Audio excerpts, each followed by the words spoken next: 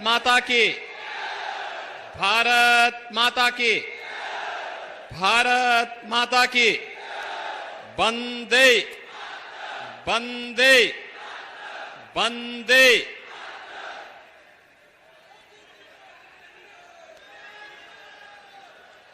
सुहाग नगरी फिरोजाबाद की पावन धरा को कोटि कोटि नमन करते हुए इतनी भीषण गर्मी में भी इतनी विशाल संख्या में आप सभी लोग लोकतंत्र के इस महापर्व को सफल बनाने के लिए यहां पर उपस्थित हुए हैं। मैं आप सबका हृदय से अभिनंदन करता हूं, स्वागत करता हूं। मंच पर उपस्थित भारतीय जनता पार्टी के जिला के अध्यक्ष श्री उदय प्रताप सिंह जी, महानगर अध्यक्ष श्री राकेश संखवार जी,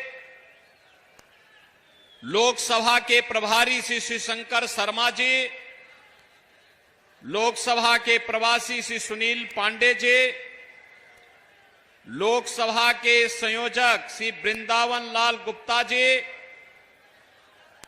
हमारे यहां के वर्तमान सांसद डॉक्टर चंद्रसेन जादौन जी, हमारे माननीय विधायकगण श्री मनीष असीजा जी, प्रेमपाल धनगढ़ जी, महापौर श्रीमती कामनी राठौर जी, जिला पंचायत अध्यक्ष श्रीमती हर्षिता सिंह जी, हमारे पूर्व विधायकगण श्री हरिओम यादव जी, राम गोपाल लोधी पप्पू जी, ओम प्रकाश वर्मा जी और लोकप्रिय प्रत्याशी भारतीय जनता पार्टी और सहयोगी दलों के ठाकुर विश्वदीप सिंह जी और उपस्थित भारतीय जनता पार्टी और सहयोगी दलों के सभी पदाधिकारी और बहनों और भाइयों, मैं सबसे पहले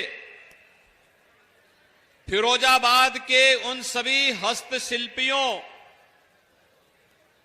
और कारीगरों का अभिनंदन करता हूं जिन्होंने फिरोजाबाद को सुहाग नगरी के रूप में बदल करके भारतीयता की पहचान के साथ जोड़ा है। बहनों और भाइयों, आप सभी का भी मैं इस अवसर पर अभिनंदन करते हुए देश के भविष्य को बनाने वाले लोकसभा चुनाव 2024 के लिए आपका आह्वान करने के लिए मैं आज फिरोजाबाद में आया हूं। बहनों और भाइयों, लोकसभा का चुनाव पूरे देश के अंदर 7 चरणों में हो रहा है। 2 चरण कल संपन्न हो गए हैं। 543 में से एक लोकसभा की सीट पहले ही भारतीय जनता पार्टी के पक्ष में गुजरात के सूरत से जीत करके आ गई है और 191 सीटों पर चुनाव हुए हैं। बहनों और भाइयों, जो रुझान है, जो उत्साह है, जो उमंग है, पूरे देश में एक ही स्वर गूंज रहा है और वह है कि फिर एक बार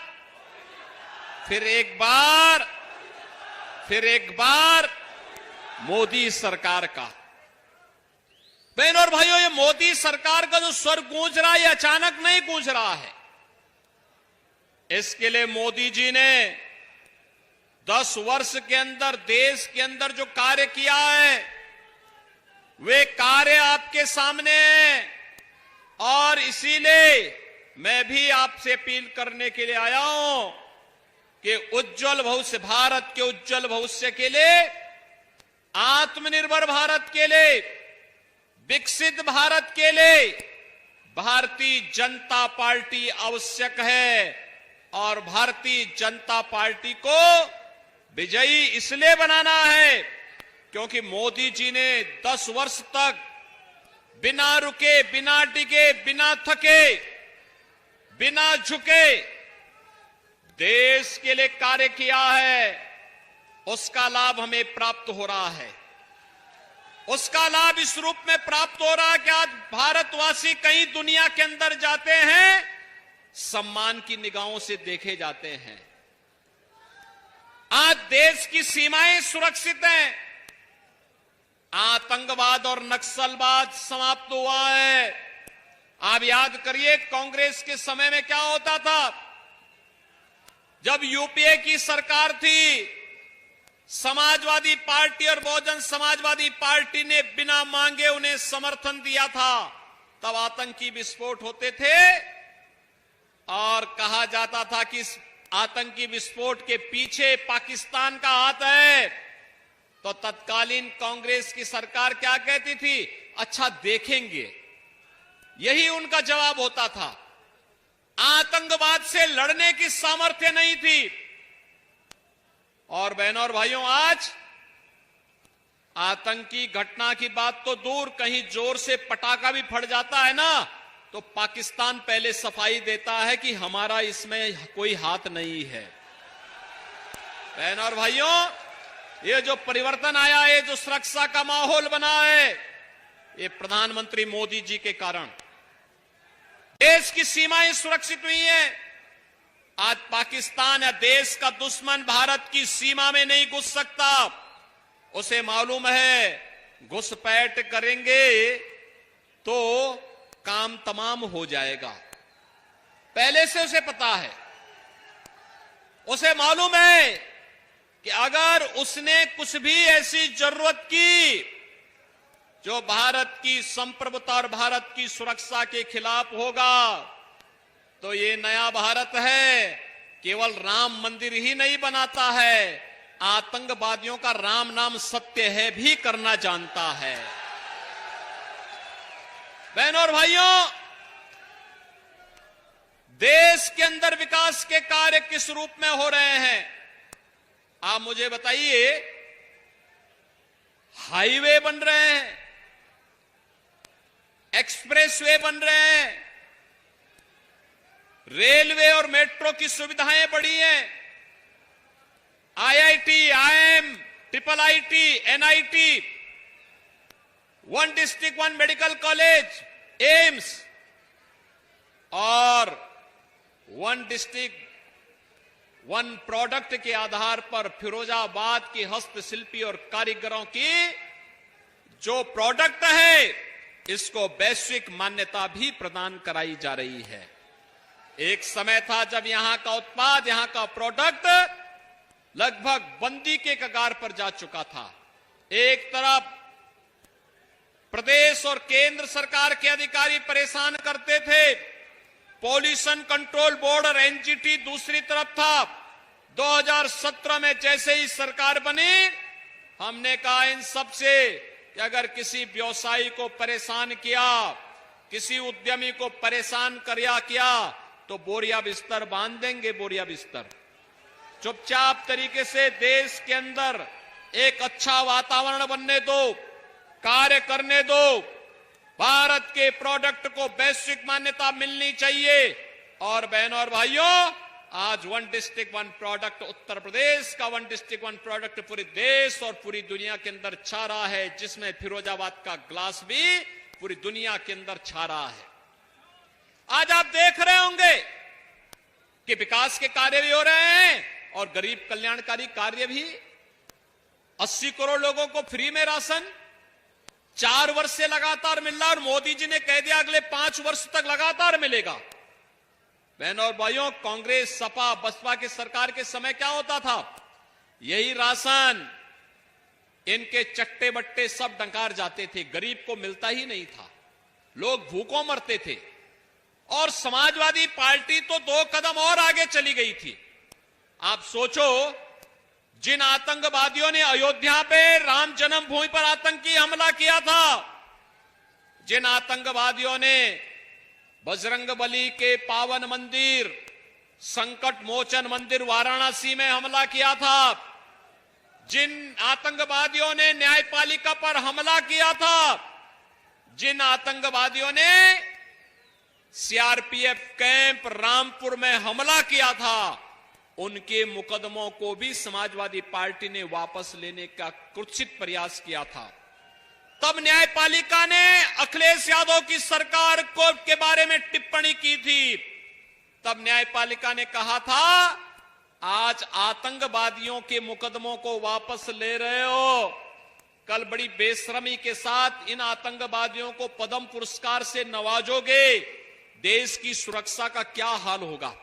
ये देश की सुरक्षा के साथ, जनता जनार्दन की सुरक्षा के साथ खिलवाड़ करने वाली क्या समाजवादी पार्टी को आप वोट देंगे? क्या लोग वोट देंगे? बहन और भाइयों, ये समाजवादी पार्टी के हाल थे। और विकास के कार्यों में डकैती डालते थे ये लोग। एक ही परिवार लूट मचाया हुआ था, तबाही मचाया हुआ था। महाभारत के सारे रिश्ते वहां मौजूद थे। और बहनों और भाइयों, जिस तरीके से उनके द्वारा उस समय सुरक्षा के साथ खिलवाड़ होता था, मजाक किया जाता था, वह किसी से छुपा हुआ नहीं है। और इसीलिए आज मैं आपसे कहने के लिए आया हूं, आपने देखा होगा 80 करोड़ लोग फ्री में राशन की सुविधा का लाभ प्राप्त कर रहे हैं। 60 करोड़ लोगों को आयुष्मान भारत में 5 लाख रुपए की स्वास्थ्य बीमा का कवर दिया जा रहा है, प्रतिवर्ष दिया जा रहा है। 50 करोड़ लोगों को जनधन अकाउंट खोल दिए गए। और जिन लोगों के पास उपचार की सुविधा नहीं होती है, कोई विधायक, कोई सांसद, कोई महापौर, कोई जिला पंचायत अध्यक्ष, कोई अन्य पदाधिकारी या वो पीड़ित भी अगर मुझे एक पत्र भेज देता है कि मेरे परिवार में फलाना व्यक्ति बीमार है, डॉक्टर का ये एस्टिमेट है, मेरी सामर्थ्य नहीं है, तो मैं मोदी जी के द्वारा बनाए गए उसके अकाउंट में सीधे पैसा भेज देता हूं कि जाओ भाई, ये तुम्हारा अधिकार है, उपचार करो, कहीं कोई समस्या नहीं आएगी, हम साथ में खड़े हैं। बहनों और भाइयों, 12 करोड़ किसानों को किसान सम्मान निधि का लाभ। सपा, बसपा और कांग्रेस की सरकार में किसान आत्महत्या करता था, आज किसान सम्मान निधि का लाभ प्राप्त कर रहा है। 12 करोड़ गरीबों के घर में शौचालय बन गए। नारी गरिमा की भी रक्षा हुई और बीमारियों से भी मुक्ति मिली। 10 करोड़ गरीबों को फ्री में रसोई गैस का सिलेंडर भी मिल गया, आंख की रोशनी भी बच गई। और साथ साथ उत्तर प्रदेश में तो हमने कहा है कि होली और दीपावली में फ्री में रसोई गैस का भरा हुआ सिलेंडर इन परिवारों को उपलब्ध करवाने का काम करेंगे और हम दे भी रहे हैं। बहनों और भाइयों, 4 करोड़ गरीबों को मकान मिल गए, 2.5 करोड़ गरीबों के घर में बिजली पहुंच गई, हर घर नल की योजना साकार हो रही है। क्या इसमें किसी की जाति देखी गई? क्या किसी का मत और मजहब देखा गया? क्या? अरे जो भारत का नागरिक है, जरूरतमंद है, उसको योजना का लाभ मिलना चाहिए। और इसके लिए मोदी जी ने नारा दिया था, सबका साथ सबका विकास। सबका साथ और सबके विकास के साथ जब सरकार कार्य करती है, सही लोकतंत्र को मजबूत करती है, और यही राम राज्य की अवधारणा भी है। बहनों और भाइयों, यही राम राज्य की अवधारणा है। आज जो मैं आपको बताने के लिए आया हूं या बताने के लिए आया हूं, ये चुनाव है। ये चुनाव देश के भविष्य को तय करने वाले हैं। कांग्रेस जो समाजवादी पार्टी के गठबंधन का सबसे बड़ा धड़ा है, समाजवादी पार्टी तो बेकार का चुनाव लड़ रही है। आप मुझे बताओ, देश में सरकार बनाने के लिए समर्थन चाहिए 273 सांसदों का, और समाजवादी पार्टी कुल चुनाव लड़ रही है 63 सीटों पर। तो क्या 63 सीटों पर चुनाव लड़कर के क्या कोई देश के अंदर सरकार बना पाएगी? क्या? ये तो बेकार की बातें करते हैं। और कांग्रेस भी पूरे 543 सीटों पर चुनाव नहीं लड़ रही है। कांग्रेस भी नहीं लड़ रही है। पहले ही, यानी अखाड़े में आने के पहले ये युद्ध हार चुके हैं। पलायन का रास्ता अपना चुके हैं। लेकिन इनके मंसूबे देश के लिए कितने खतरनाक हैं, ये तो देखो। पहले आप देखो 1947 में कांग्रेस के कारण देश का विभाजन हुआ था। 1947 में देश को बांटा। अब कांग्रेस ने अपने मैनिफेस्टो में कहा है कि हम हर व्यक्ति की संपत्ति का सर्वे करवाएंगे और फिर उस पर एक विरासत टैक्स लगाएंगे और फिर उसमें से आधी संपत्ति को अपने कब्जे में ले लेंगे। क्या आप इसको स्वीकार करेंगे क्या? अरे मेहनत आपके बाप दादों ने किया, वो संपत्ति उन्होंने आपके लिए संपत्ति सुरक्षित रखी और अब कांग्रेस कह रही है कि हम इसको बांट देंगे। और किसको बांटेंगे? ये बांटेंगे बांग्लादेशी घुसपैठियों को, रोहिंग्या और अन्य ऐसे तत्वों को जिन लोगों के द्वारा आबादी बढ़ाने का एक प्रतरफा मिशन चलता है। बहनों और भाइयों, ये लोग देश की सुरक्षा के साथ खिलवाड़ करके भारत के तालिबानीकरण की नींव रखना चाहते हैं। दूसरा कार्य मैनिफेस्टो में आप देखिए, कांग्रेस क्या कहती है?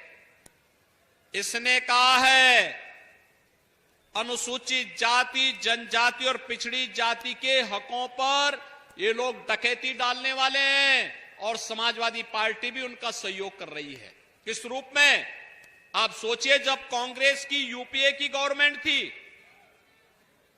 तब कांग्रेस ने जस्टिस रंगनाथ मिश्रा की अध्यक्षता में एक आयोग का गठन किया था, उसको रंगनाथ आयोग कहते हैं।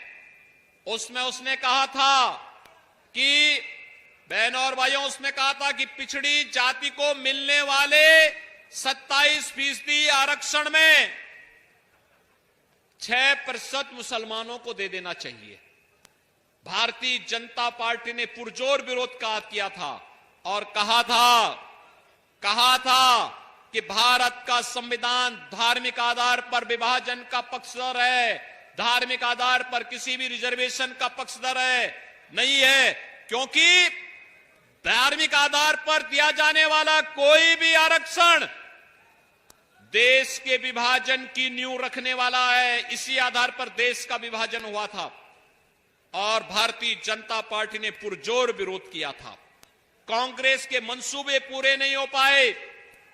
उन्होंने उस समय अनुसूचित जाति के लोगों को के अधिकारों पर भी सेंध लगाने का प्रयास किया था। सच्चर कमेटी की रिपोर्ट भी लागू करने का प्रयास किया था। ये सभी कांग्रेस के पाप थे। समाजवादी पार्टी और बहुजन समाजवादी पार्टी उस समय इनको सपोर्ट करती थी, लेकिन भारतीय जनता पार्टी ने अनुसूचित जाति, जनजाति और पिछड़ी जाति के लोगों के अधिकारों की रक्षा की थी। और आज कांग्रेस अपने मैनिफेस्टो में फिर से कहती है, क्या कहती है? कि यह फिर से इसको लागू करने का प्रयास, इसको लागू करेगी। कांग्रेस इसके भी आगे जाके कहती है, आप मुझे बताओ, क्या कृष्ण कन्हैया की धरती पर आप गौकसी करने की छूट देंगे क्या? देंगे क्या? अरे मुझे बताओ, हमारे भगवान राम और हमारे भगवान कृष्ण तो इस धरती पर उनके अवतार का कारण ही क्या था? गौ ब्राह्मण की रक्षा करने के लिए अवतरित हुए थे। और ये क्या कहते हैं? कहते हैं हम अल्पसंख्यकों के रुचि के खान पान की पूरी स्वतंत्रता देंगे। यानी उनको बहुसंख्यकों की रुचि का खाना नहीं पसंद है। कांग्रेस को ये पसंद नहीं है। कांग्रेस का डीएनए भारत को और भारतीयता को पसंद नहीं करता है। समाजवादी पार्टी उन्हें बिना मांगे समर्थन देने के लिए हमेशा तैयार रहती है और इसीलिए लोग कह रहे हैं, यानी रुचि का खाने का मतलब गौकसी की छूट देना। क्या हिंदुस्तान इसको स्वीकार करेगा? क्या हिंदुस्तान इसको स्वीकार करेगा? क्या राम और कृष्ण के भक्त और उनके अनुयायी क्या इसको स्वीकार करेंगे? बहनों और भाइयों, कांग्रेस और सपा के इस मंसूबों को पूरा नहीं होने देना है। कांग्रेस एक और कार्य करती है, एक और बात कहती है, कहती है कि अल्पसंख्यकों के व्यक्तिगत कानून लागू करेंगे।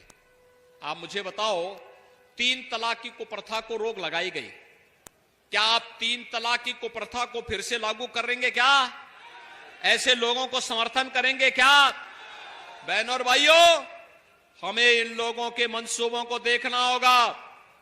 देश के अंदर तालिबानीकरण, देश के अंदर माओवादी अपसंस्कृति को ये लोग जबरन थोपने का प्रयास करेंगे, और इससे पहले कि इनके मंसूबे सफल हो, अपने वोट की ताकत से इनको सही जगह पहुंचा देने की आवश्यकता है।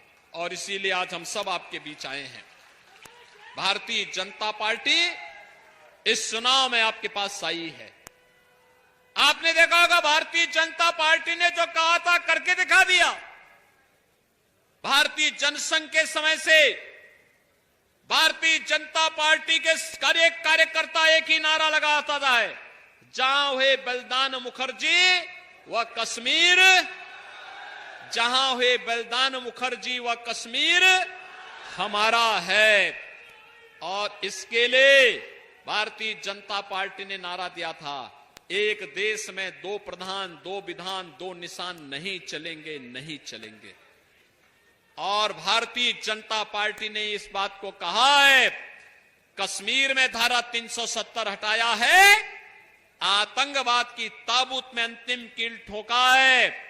अब इस देश में समान नागरिक कानून भी देश के अंदर, पूरे देश के अंदर लागू करके रहेंगे।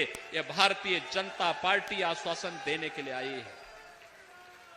2 प्रधान, 2 विधान, 2 निशान नहीं चलेंगे, ये भारतीय जनता पार्टी आश्वासन देने के लिए आई है। भारतीय जनता पार्टी ने किया है और करेगी। और भारतीय जनता पार्टी ने यह भी कहा था, रामलला हम आएंगे मंदिर, और बन गया ना। कोई संदेह है क्या? ये कांग्रेस के लोग क्या कहते थे? कहते थे राम तो हुए ही नहीं, कृष्ण हुए ही नहीं, ये तो डिस्कवरी ऑफ इंडिया वाले हैं। यानी इनको ये लगता है कि इससे पहले भारत था ही नहीं। अरे भारत एक सनातन राष्ट्र है, दुनिया के अंदर सबको राह दिखाने वाला राष्ट्र है, और भारत विश्व मानवता के कल्याण का मार्ग प्रशस्त करने वाला भारत है। राम और कृष्ण के अस्तित्व पर प्रश्न खड़ा करने वालों के अस्तित्व पर यह चुनाव आपको एक अवसर देता है, उनके अस्तित्व पर ही प्रश्न खड़ा कर दीजिए। जिन लोगों ने कहा राम हुए ही नहीं, आप तो रामलला विराजमान हो गए। हमारे रामलला ने 500 वर्षों के बाद इस बार होली भी खेली है, और 500 वर्षों के बाद रामलला ने अपना जन्मोत्सव भी अयोध्या धाम में मनाया है ना। आपको अच्छा लगा है ना? और बहनों और भाइयों, अब हम लोग भी काशी और अयोध्या के बाद मथुरा की तरफ ही बढ़ चले हैं, इधर ही बढ़ चले हैं।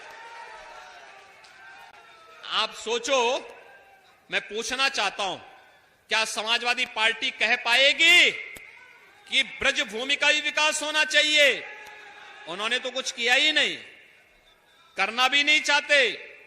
वह तो आप सोचो, यादवों में भी देना था तो किसी और को नहीं दिया, एक ही परिवार के सब लोगों को दिया टिकट, किसी और को दिया ही नहीं।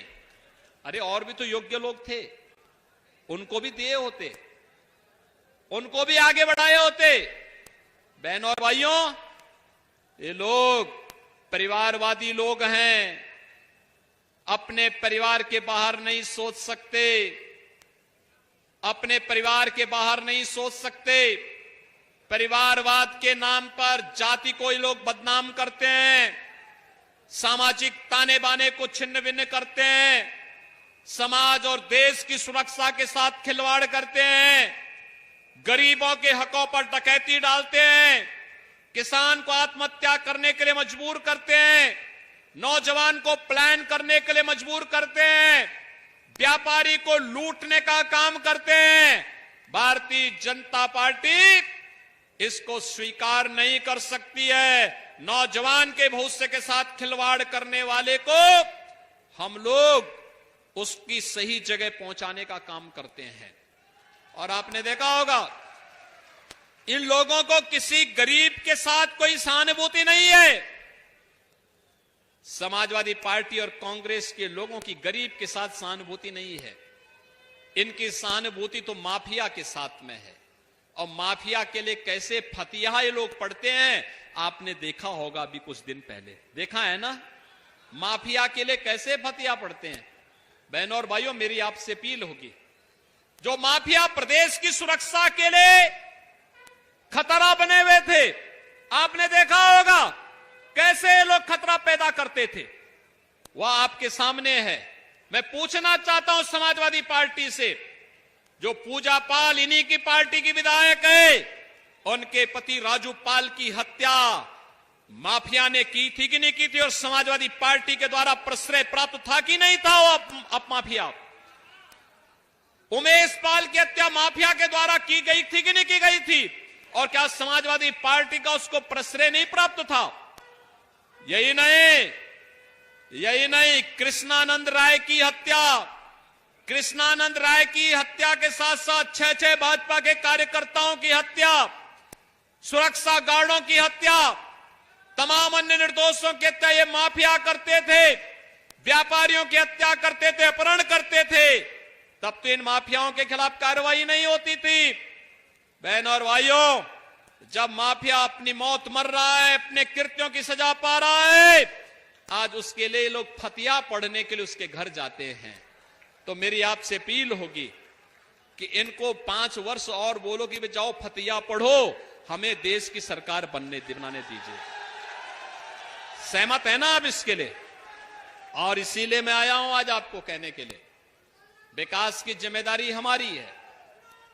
हम लोग तो विकास के कार्य के लिए ही आए हैं, और इसमें जो भी यहां फिरोजाबाद की समस्या को, टुंडला की समस्या को, यहां की जो भी बातें होती हैं, यहां के विधायक श्री मनीष सचीजा या हमारे जो विधायक गण हैं, हमारे जिला पंचायत अध्यक्ष हैं, हमारी महापौर हैं, ये जो भी समस्या हमारे पास पहुंचा देते हैं, उसका बिना देर किए हुए हम लोग विकास के साथ जोड़ करके उसको आगे बढ़ाने का काम करते हैं। और आज मैं आपके पास आया हूं अपनी एक समृद्ध विरासत को लेकर के। भारतीय जनता पार्टी ने आपके बीच में ठाकुर विश्वदीप सिंह जी को अपना प्रत्याशी बना करके आपके बीच में यहां पर आपके पास भेजा हुआ है। बहनों और भाइयों, मैं ठाकुर विश्वदीप सिंह जी से बोलूंगा, इधर आ जाएं। इन्हें अपना प्रत्याशी बना करके भेजा है। ठाकुर विश्वदीप सिंह को आप अपना समर्थन और सहयोग करेंगे, सभी लोग करेंगे। लेकिन बहनों और भाइयों, 7 मई को चुनाव है, एक काम करना होगा। मेरी बात मानेंगे? विश्वास है ना? देखो, हम लोग जो बोलते हैं वही करते हैं ना, कोई लांग लपेट नहीं करते ना, विकास के कार्यों में कोई बाधा नहीं आने देते ना, गरीबों के हकों पर किसी को डकैती नहीं डालने देते ना, और माफिया और अपराधियों के साथ किस प्रकार का व्यवहार होना चाहिए ये भी करते हैं ना। अब कोई कर्फ्यू नहीं लगा सकता ना, और कोई दंगा भी नहीं कर सकता है ना। दंगाइयों और कर्फ्यू लगाने वालों के साथ क्या कार्य होता है आपको मालूम है ना? राम नाम सत्य है, ये हो जाता है ना। तो बहनों और भाइयों, इसीलिए मैं कहने के लिए आया हूं, ठाकुर विश्वदीप सिंह जी को भारतीय जनता पार्टी ने प्रत्याशी बनाया है। एक सांसद प्रत्याशी के लिए लोकसभा चुनाव के दौरान मात्र 14-15 दिन का समय मिलता है। घर घर जाना कठिन होता है, घर घर जाना कठिन होता है, नहीं जा सकता। हर गांव में भी जाना कठिन होता है, क्योंकि 2000 से अधिक गांव है। तो एक दिन में अगर व्यक्ति 20 गांव भी करेगा तो भी बहनों और भाइयों उसको चाहिए 100 दिन। तो 100 दिन का तो चुनाव ही नहीं होता है, कुल 12 से 15 दिन, 14 से 15 दिन का समय लगता है चुनाव के दौरान। 7 मई को चुनाव है और इसलिए मेरी आपसे अपील है, आपको मोदी जी और योगी जी का प्रतिनिधि बनकर के स्वयं ठाकुर विश्वदीप सिंह बनकर के घर घर जाना होगा। जाएंगे? मोदी जी का और मेरा संदेशा लेके घर घर में जाएंगे। सबको राधे राधे बोलिए और सबसे कहिए कि देश को खुशहाल बनाने के लिए, आत्मनिर्भर बनाने के लिए, विकसित बनाने के लिए मोदी जी को तीसरा कार्यकाल मिलना आवश्यक है। सहमत हैं? सहमत हैं? और इसके लिए फिरोजाबाद की सीट पर फिर से कमल खिलना चाहिए। सहमत हैं? लेकिन इसके लिए आपको मतदान केंद्र, पहले तो घर घर जाना होगा, फिर हर एक व्यक्ति से मतदान कराना होगा। सहमत है ना? किसी से भयभीत होने की आवश्यकता नहीं, किसी के बहकावे में आने की आवश्यकता नहीं। सहमत है ना? इसके लिए आप लोग कार्य करेंगे।